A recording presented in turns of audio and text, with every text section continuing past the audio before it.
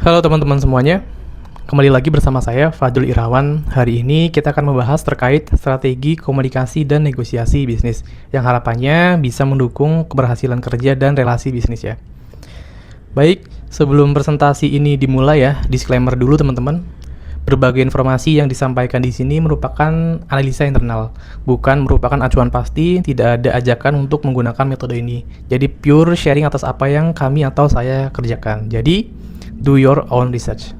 Baik, langsung saja kita mulai masuk ke materinya ya teman-teman. Jadi definisi komunikasi dan negosiasi bisnis. Pada dasarnya komunikasi itu tujuannya bertukar informasi supaya apa yang kita sampaikan bisa tercapai atau sampai kepada lawan bicara kita ya, dengan tujuan membangun pemahaman bersama, menyelesaikan perbedaan, menciptakan hubungan yang saling menguntungkan ya. Kemudian manfaat komunikasi dan negosiasi bisnis itu sendiri ya. Jadi komunikasi yang baik mencegah salah paham, sedangkan negosiasi yang efektif membantu tercapainya kesepakatan yang saling menguntungkan dan menjaga hubungan kerja tetap kuat ya teman-teman. Oke, kemudian ada komponen komunikasi. Pertama pengirim atau sender ya. Kemudian ada pesan atau message, pesan atau yang mau kita sampaikan ya kepada penerima. Kemudian ada umpan balik atau feedback ya teman-teman. Nah, selain 4 komponen komunikasi tadi, ada satu lagi yaitu gangguan atau noise di sini ya. Bisa berupa sinyal bila kita via online ya, seperti Gmail atau email, atau via Zoom atau Google Meet, itu gangguannya bisa berupa sinyal atau lag ya gitu teman-teman. Kalau untuk ketika kita direct meeting atau bertemu langsung, mungkin gangguannya bisa kesalahpahaman ketika penyampaian juga bisa terjadi, atau emosi yang bisa saja keluar spontan ya. Jadi semua ada plus minusnya. Baik, kemudian ada saluran komunikasi ya atau channel. Di sini ada 3 kelas atau ada 3 pembagian. Pertama itu direct, kemudian tertulis, dan digital ya. Untuk direct sendiri itu contohnya seperti direct meeting ya, meeting secara langsung baik dengan klien, baik dengan supplier atau lawan bicara lainnya ya. Kemudian ada tertulis. Tertulis di sini bisa seperti email ya. Kemudian ada minutes of meeting ya. Itu juga termasuk tertulis. Kemudian ada digital. Digital di sini bisa berupa seperti Zoom meeting, Google meeting dan sejenisnya ya, teman-teman ya. Semua ini ada plus minusnya, teman-teman. Pertama, direct itu pesan yang kita ingin sampaikan mungkin lebih mudah disampaikan ya, karena di situ kita terbantu dengan ekspresi ya, dan nada suara serta gaya bicara. Jadi apa yang kita sampaikan bisa sesuai dengan apa yang kita inginkan ya, tidak ada salah paham dan salah tafsir. Kemudian ini yang paling cepat direct ya. Kemudian tertulis itu cocok untuk yang lawan bicaranya jauh ya, berjauhan seperti beda kota, beda negara juga bisa ya. Itu cocok tertulis ya. Seperti contohnya saya bekerja di Indonesia ya, di perusahaan Jepang, namun perusahaan induknya itu ada di Jepang. Jadi dengan metode tertulis ini sangat membantu ya, karena tempatnya yang jauh, jadi kita tidak memungkinkan bertemu dengan langsung ya. Kemudian digital pun ini sangat membantu ketika kita lawan bicaranya ya itu jauh seperti tertulis tadi ya. Contohnya ketika saya diskusi dengan perusahaan induk saya yang di Jepang, itu kebanyakan via online atau Zoom meeting atau Google meeting pun bisa ya teman-teman. Ataupun supplier ya, supplier yang beda kota. Seperti contohnya saya bekerja di Karawang, supplier saya ada yang di Tangerang. Jadi ketika ada masalah dan di hari itu pun, di jam itu pun harus urgent meeting, karena ada digital ini ya, kita bisa via Zoom meeting atau Google meeting dan bisa menyelesaikan masalah dengan cepat di waktu itu juga. Oke. Kemudian ada gaya komunikasi ya. Di sini gaya komunikasi terbagi menjadi 5. Ada formal, informal, terbuka, tertutup, pasif atau agresif ya. Pertama formal ya. Formal saya sarankan untuk teman-teman yang baru bertemu dengan orang baru, baik itu supplier, baik itu customer ya, atau rekan kerja baru ya. Kemudian informal itu bisa digunakan untuk seperti di WhatsApp ya, atau telepon, terutama kepada yang sudah dekat dengan kita ya, atau sudah saling mengenal ya. Kemudian terbuka mungkin bisa di beberapa kondisi ya. Contohnya kita ingin mengetahui informasi di customer atau supplier nih. Kita mengharapkan sesuatu informasi. Jadi kita pun harus terbuka nih dengan informasi yang kita punya ya. Jadi kita saling bertukar informasi, simbiosis mutualisme. Kemudian ada tertutup. Tertutup di sini itu terkait biasanya kalau yang saya alami itu dari supplier ya teman-teman ya. Customer pun ada. Karena sebenarnya saya itu kondisinya kerjaan saya itu sales engineer ya. Jadi untuk berkaitan dengan customer dan supplier pun ada karena saya mengenai atau menghandle ya untuk new project. Jadi perlu dari customer juga atau dari supplier juga ya. Untuk tertutup biasanya itu dari supplier yang ingin mengetahui informasi detail perusahaan kita yang notabene tidak harus diketahui ya. Biasanya confidential information ya. Kita bisa memberi informasi bahwa informasi yang Bapak minta atau yang Anda minta itu sifatnya confidential, jadi kita enggan untuk men-share. Jadi kita tutup untuk informasi tersebut. Kemudian ada pasif atau agresif ya. Pasif ini kita lebih banyak mendengarkan lawan bicara kita. Kemudian agresif ini kita lebih banyak menyerang ya atau berbicara ketika dalam forum, walaupun forum ataupun telepon pun sama ya. Jadi pasif atau agresif tergantung kondisi ya teman-teman. Kemudian ada case yang dihadapi di sini. Saya mengambil ya latar belakang negosiasi harga. Terus para pihaknya diri saya sendiri dan supplier ya. Tujuan komunikasinya mendapatkan best price atau harga yang kompetitif. Jadi ketika case seperti ini biasanya saya itu pertama ya stepnya seperti ini, analisis proses komunikasinya ya. Jadi gaya, strategi, dan saluran komunikasi yang digunakan seperti ini kurang lebih.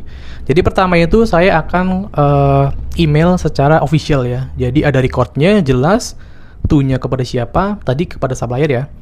To-nya kepada supplier, kemudian CC-nya atau yang di tag juga selain yang to itu atasan dia, terus kemudian bawahnya dia juga, kemudian kepala divisinya pun biasanya saya CC juga supaya mengetahui. Kemudian atasan saya pun saya CC dan bawahan saya pun saya CC juga ya. Atau rekan-rekan saya pun saya CC supaya semua mengetahui apa yang saya ingin sampaikan. Kemudian setelah saya email, saya pastikan untuk bahwa pesan itu sampai kepada penerima atau ke supplier tadi ya, terkait negosiasi harga ya.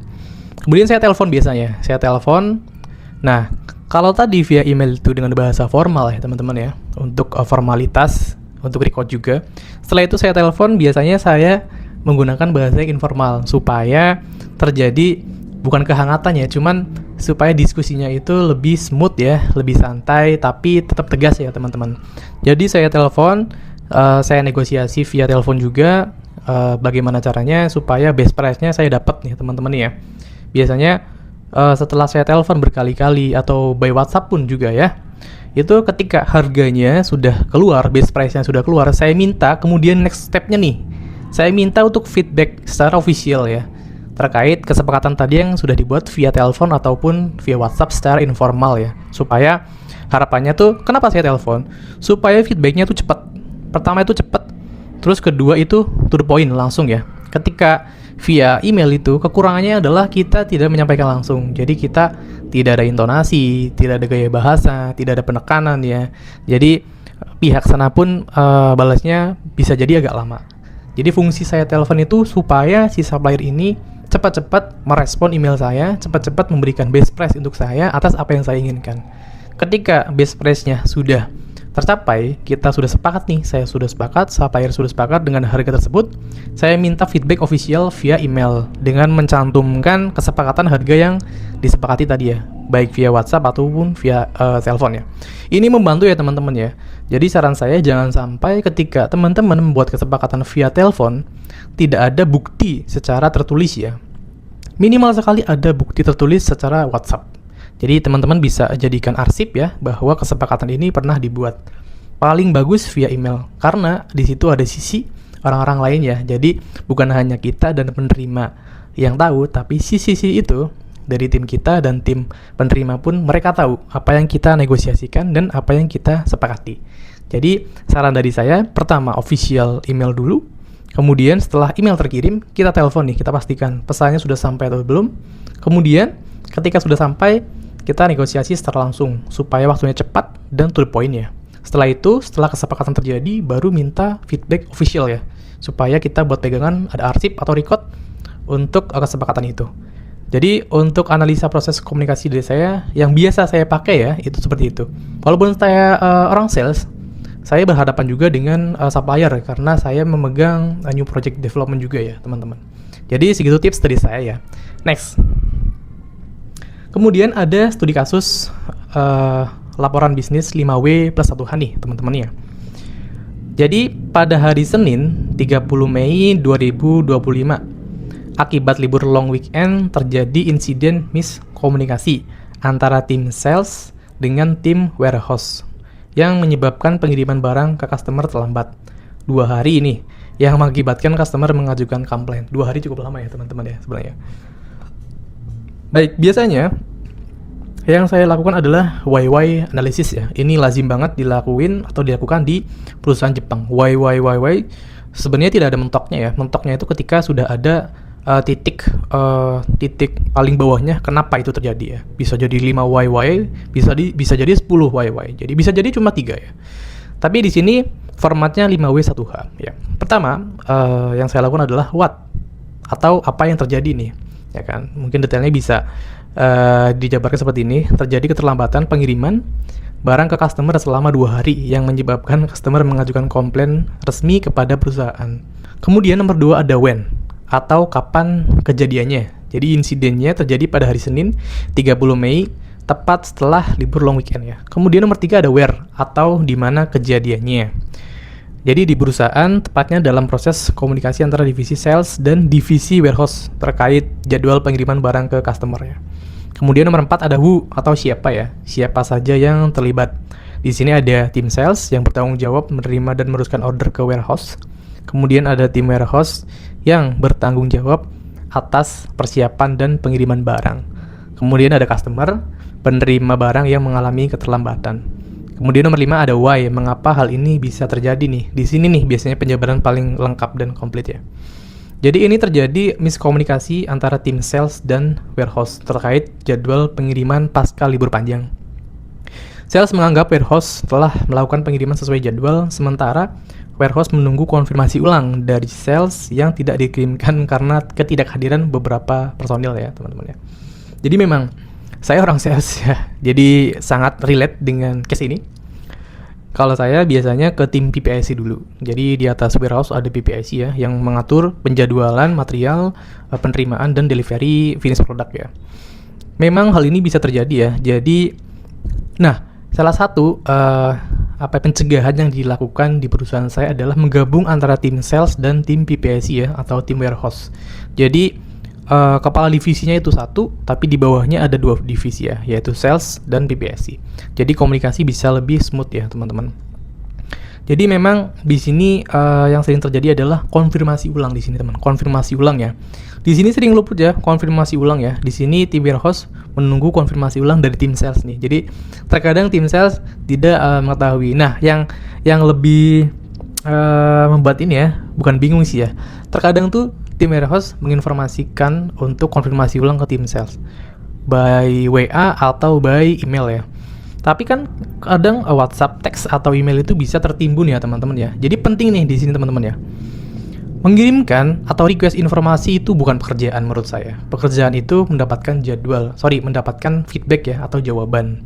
Di sini banyak yang melakukan saya bisa bilang kesalahan lah ya. Ketika dia sudah menanyakan, merequest, dianggap itu sudah bekerja. Tapi menurut saya itu salah. Bekerja adalah ketika sudah mendapatkan informasi atau mendapatkan jawaban. Terkadang orang sudah melemparkan pertanyaan, melemparkan request by WhatsApp, text, by email, mereka hanya menunggu saja ya kan. Ketika ada masalah, mereka menyalahkan. Saya sudah WhatsApp, text, saya sudah email, tapi saya belum dapat feedback. Tapi si pengirim ya, si sendernya itu tidak mengkonfirmasi ulang atau minimal sekali telepon menginformasikan saya mengirimkan email berikut ya, mohon feedbacknya. Itu sangat basic sekali teman-teman ya untuk bisa menanggulangi masalah seperti ini. Basicnya di komunikasi ya. Kemudian nomor 6 ada how ya, bagaimana proses komunikasi, hambatan dan solusi negosiasinya. Proses komunikasi awalnya komunikasi dilakukan melalui email dan chat grup internal, namun tidak ada follow up langsung secara lisan atau meeting koordinasi karena beberapa personil masih cuti. Nah, Itu sesuai dengan apa yang saya sampaikan tadi ya, tidak ada follow up ya. Jadi hanya melempar pertanyaan atau request tapi tidak follow up lagi sampai close. Sehingga masalah ini bisa terjadi. Banyak sekali terjadi seperti itu teman-teman di lapangannya. Oke, kemudian ada hambatannya. Di sini hambatannya adalah tidak ada penunjukan PIC pengganti selama libur, kurangnya konfirmasi ulang antar tim, serta asumsi sepihak tanpa klarifikasi. Kemudian solusi dan negosiasi ya. Tim sales segera menghubungi customer untuk menjelaskan situasi dan meminta maaf secara profesional. Itu harus, itu pasti ya. Kemudian bertekad untuk melakukan kaizen atau perbaikan secara continuous untuk produk dan jasa dan pelayanan yang terbaik untuk kedepannya, teman-teman. Kalau 2 hari sih saya rasa itu bisa stop line ya, teman-teman ya. Karena kecuali nih customernya itu bukan OEM langsung. Contohnya kayak saya di industri otomotif, teman-teman ya. Di otomotif ketika kita mengirim barang langsung, kita contoh deh ke Mitsubishi gitu ya, Mitsubishi mobil ya, teman-teman ya. Di Mitsubishi itu mereka tidak menyediakan gudang atau tempat penyimpanan yang berhari-hari. Biasanya itu dikirim secara day to day atau tiap hari dikirim ya, teman-teman.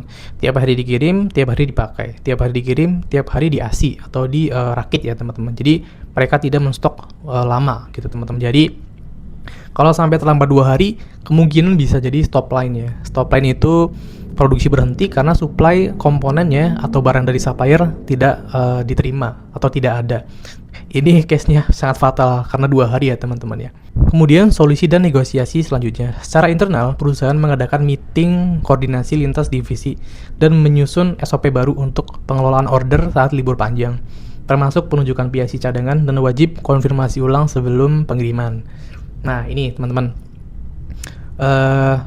rapat koordinasi memang penting ya, teman-teman ya. Dan menyusun SOP baru itu memang penting juga ya. Cuman kesadaran dari masing-masing PIC menurut saya itu adalah yang paling penting ya kan. Terkadang beberapa PIC itu sudah mengetahui ini akan menjadi masalah, cuman karena mereka tidak berkaitan langsung, mereka tidak melaporkan, mereka tidak menginformasikan ya. Jadi hanya melihat saja. Beberapa case ada seperti itu, teman-teman ya. Jadi dari case ini ya, saya bisa simpulkan 2 hari itu cukup lama kalau di industri otomotif ya. Ini saya posisikan di industri otomotif, yaitu industri yang saya sendiri geluti, teman-teman ya. Jadi kalau di industri yang lain ya, mungkin kalau bisnis online mungkin masih bisa dimaafkan ya, atau bisa di retur balik barangnya ya, atau bisa dikembalikan uangnya. Tapi kalau di industri otomotif 2 hari itu sangat lama sekali, teman-teman ya. Kalau di pengalaman saya biasanya ketika ada libur panjang itu beberapa OEM ya, beberapa customer khususnya yang customer end customer ya, kita bilangnya end customer atau end user, seperti contohnya Mitsubishi, Suzuki, Toyota itu adalah end user. Itu customer final ya, customer paling ujung ya.